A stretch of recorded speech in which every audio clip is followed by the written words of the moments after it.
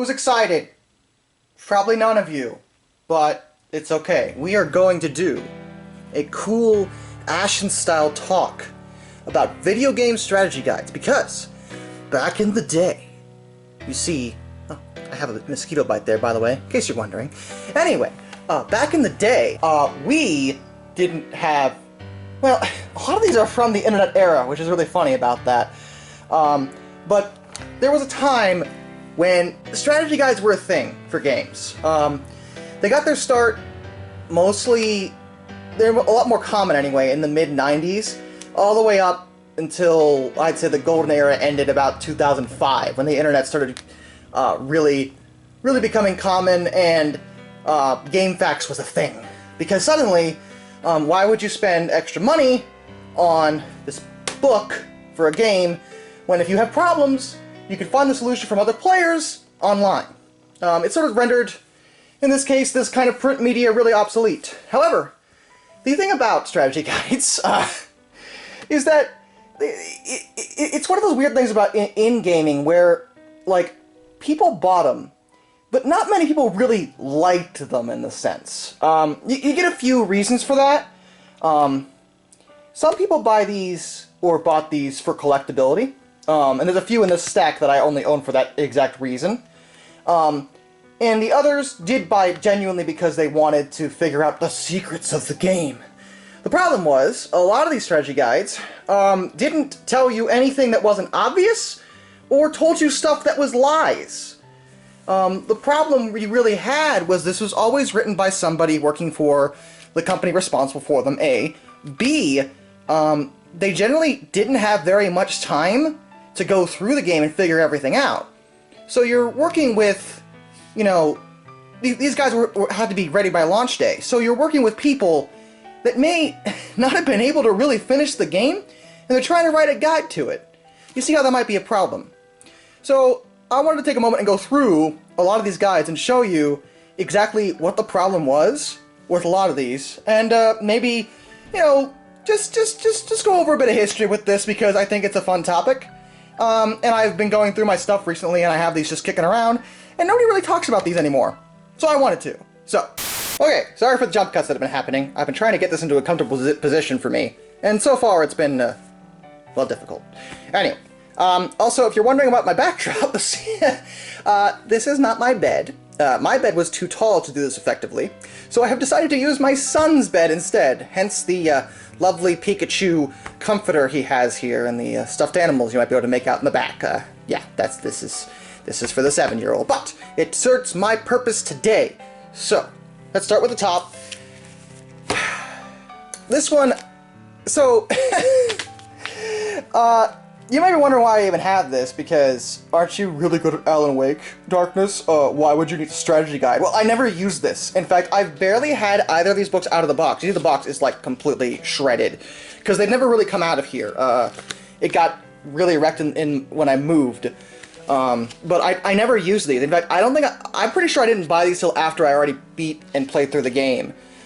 This is one I bought purely because I love the game so much, which happens sometimes, because this comes with an art book too. So, like, it's just one of those things. Like, I barely used it at all. Barely. I didn't use it at all. And I just, you know, I just kind of wanted it. And sometimes that happened. A lot of these guides weren't bought to be guides. They were bought because whatever game it was, the person was like, I have to own everything of that game. And this is one of those situations with me. That's the only reason I have this, so. Put that off to one side. I have no idea if there's any lies in it, because again, I never used it.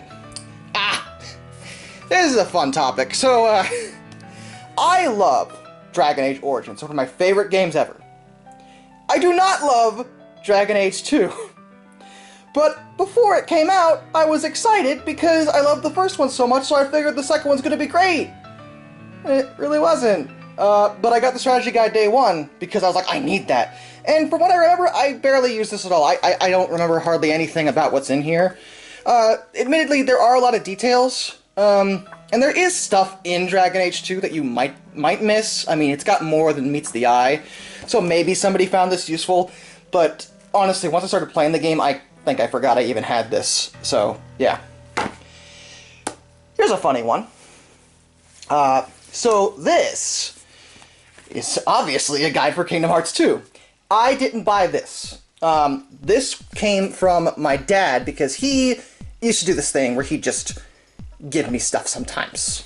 And he went out and just bought me Kingdom Hearts 2 just because. It's the only reason I got the game. And what happened was the GameStop clerk was like, hey, he's gonna miss a lot if he doesn't have the official strategy guide. And my dad's like, oh! So I bought it. Thus I have it. I'm pretty sure I never used the thing, because Kingdom Hearts 2, I mean, I think I looked at it occasionally just to see what was in it, but in terms of actually using it, I just kind of wanted to play the game on my own, you know? But, I mean, it's got some nice artwork. It's a nice book. Pretty big, so it's got a lot in there. By the way, you may notice this. There were two main sources of these guides during the Golden Age. There was Brady Games, and there was also Prima Games. Prima is actually still around, but their new parent company, they used to be owned by Random House.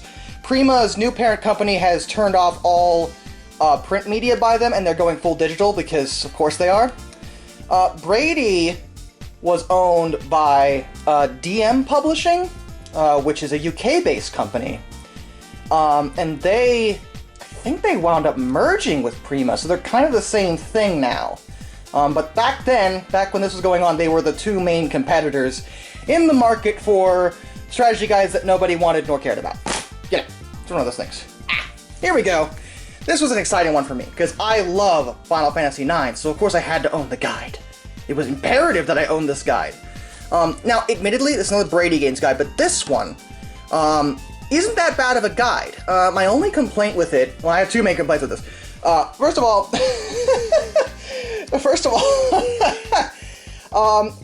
it goes into side quests, but it's abundantly clear that whoever wrote this guide didn't have enough time to actually do the side quests. They did a great job with the main game, but the side quest like sections are super lax. The Stelazzo quest is actually incomplete. I had to find the last one on my own because the guide doesn't tell you all of them, because of course it doesn't. And I absolutely adore, I marked this, I absolutely adore the Ozma section because Ozma, if you don't know, you can remove that bookmark. Ozma is one of the secret bosses in the game, and Ozma is a jerk. This stupid gumball looking thing is an absolute nightmare. There is like almost no strategy for dealing with it. It's obvious the guy who wrote it couldn't do it either, and I don't blame him because this dude's a nightmare. He did admittedly give some good ideas, like the big one here is equip armor that protects against shadow damage, which is super relevant to the fight. However, he doesn't acknowledge how hard it is to get armor that protects against shadow damage. So, yeah, the side quests are pretty lax in this guide. Obviously, you see it's quite thin, and it should be a lot thicker. But the main game stuff, it wasn't too bad. I didn't really use it. I actually beat the game before I even had this guide, but I love this game so much that when I saw the guide, I'm like, what did I miss? And it didn't really tell me too much, but obviously I still have it. Here's a game everyone wants me to talk about, and maybe someday I will. But for now, we're talking about the guide. Now, this one, this isn't the Prima guide. So the guide itself is fine. I think this is an issue of less the guide and more the game didn't really need it. Like, it may be an RPG, but honestly, the mechanics of Chronicles are so dirt simple that, like, there's no strategy. Just hit the enemies, okay? The thing that made me mad about this guide, because it tricked me, so this says Shade the Echidna. Now, at the time of this game's release, Shade's a new character, we didn't know that these guys in the weird suits were echidnas. That's supposed to be a plot twist. The guide ruined it.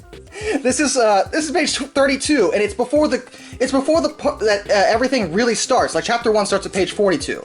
So a full 10 pages before you actually start reading the part of the guide that might be relevant if you're going to use it, it tells you flat out, oh, these are the echidnas.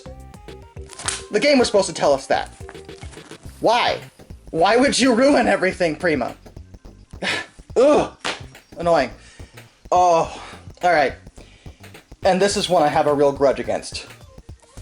Alright, now, because now we're into the guides that lie to you. We're gonna start with this one. This is... This makes me so mad. So I got the Tomb Raider Last Revelation guide because First of all, I love Tomb Raider. Second of all, the classic Tomb Raider games are hard games. They weren't easy, especially for a kid. They could be very confusing. So I figured, a guide might help me out. So I, at the time I probably asked my parents to buy it. But, and you know what? Real talk. The guide is actually perfect. This long. It is this page where everything falls apart. As soon as you get to Alexandria. Well, Alexandria itself is fine. All this is okay. Down here, you see this window? Right here is where the whole thing falls completely apart. This is great. I'm going to read this to you. You only have a short time before the hinged platform collapses and Laura falls into a spiked death below. In order to avoid this, quickly equip the revolver with laser sight. Now, this would be a great strategy, because that would work if you had the revolver at this point of the game. You do not. You have the crossbow, which can also equip the laser sight and solve this problem, but you don't have the revolver. And what's amazing about this, if it was just this one window, that might not be a big deal. We'll just use the crossbow and continue. Yeah. See, the problem is that through the rest of this, it keeps thinking that you have the revolver. And the thing about the crossbow is that it can solve puzzles, like, which is what this window's about. It cannot kill the skeletons, because in order to kill skeletons in Last Revelation, you have to hit them in the head, right? The crossbow can't do that. The revolver can, though. You don't get the revolver until, like, way, way, way later in the story. And what I love about it is it never, because apparently whoever wrote this thought you already had it, it never, ever tells you where to get the revolver. In addition, the end of it really made me mad, because it refers to Set. I'm gonna try to see if I can find it here. Yeah, here it is. It says, Horus is very upset and he's chosen you for a punching bag. You're not fighting Horus! You're fighting Set! You've been fighting him the whole game, how do you mess that up? Ugh! This guide is the sole reason why I didn't beat Last Revelation for the longest time. I got very far, but I didn't beat it because this made me so angry. So angry. Don't you love that? Don't you love that? The Premiere series. Yeah, so Premiere. You completely screwed it up, guys. Come on. Speaking of screw-ups, this one's legendary. Again, it's Prima. They're really good at this. Ninja Gaiden Black. Many of you know I really like this game. It's a great game. And so Black was released after the initial release of the Ninja Gaiden game for the Xbox. It's a re-release. But Black added a ton of new things, like new difficulty modes and new enemies and different stuff to do outside the main game. So it's almost worth it just because of all the new features. But a key difference is that Black made its regular, like normal mode, way freaking harder. Mostly by retooling the AI. There's a lot of stuff that you could do in the original Ninja Gaiden to beat certain bosses and stuff that you will absolutely in no way ever get away with in Black. It will not work. However, whoever wrote this particular guide, I am 100% convinced, I'm pretty sure I know what happened here. I think that whoever wrote this guide wrote the guide off of the initial release of Ninja Gaiden, not Black. This is relevant. For example, when you're fighting Doku, one of the things it says is to repeatedly utilize Flying Swallow. Now, the reason I know that this was definitely written based off of the first game, not the Black Edition, is because Flying Swallow will absolutely destroy Doku in the original game. It's one of the easiest ways to beat him. In Black, they have corrected this. If you Flying Swallow Doku in Black, he is going to chuck you into oblivion. He will grab you in midair and wreck your face. Do not do this. This whole thing is nothing but odious lies for the Black Edition. It will not work. And in fact, most of this book, most of the strategies they give you are stuff that would have worked in regular Ninja Gaiden, not Black. Also, and this is a minor detail, but again, we're back to whoever writing these not knowing what things are in the games they're supposed to be, like, knowing all things about and revealing all the secrets. Boss battle. Ultimate Alma. Alright, so Alma is one of the greater fiends in Ninja Gaiden. you fight her twice. This dude thinks you fight her 3 times, the third version being Ultimate Alma. This isn't a thing. They made this up. There is never anything in the game that even implies this. This is the Vigorian Emperor, is who you're fighting here. Alma doesn't come back here. You're not fighting Alma. You're fighting the Vigorian Emperor. But apparently, this dude's like, oh, that's Alma. I guess. I don't know. I don't play Ninja Gaiden. Like, that's my guess here. I don't get it. I don't get it. At least with like everything else, I totally get it because,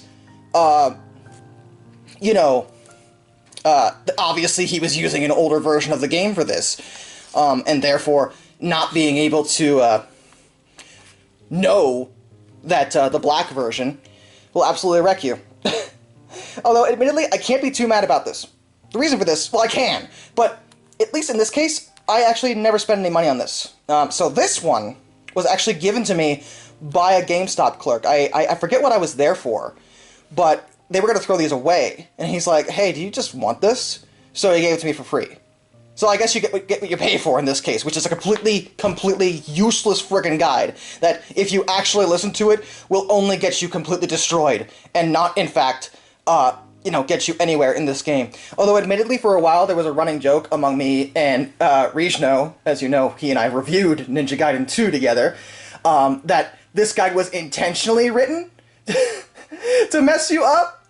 As kind of like a joke, because it's supposed to be a really hard game, and using a strategy guide for this kind of thing, like, you know, it's kind of like a cheesy thing to do. So we're like, maybe they wrote it that way on purpose just to screw people up who were trying to use a guide and not just getting good or something, because we were jerks back when we were teenagers.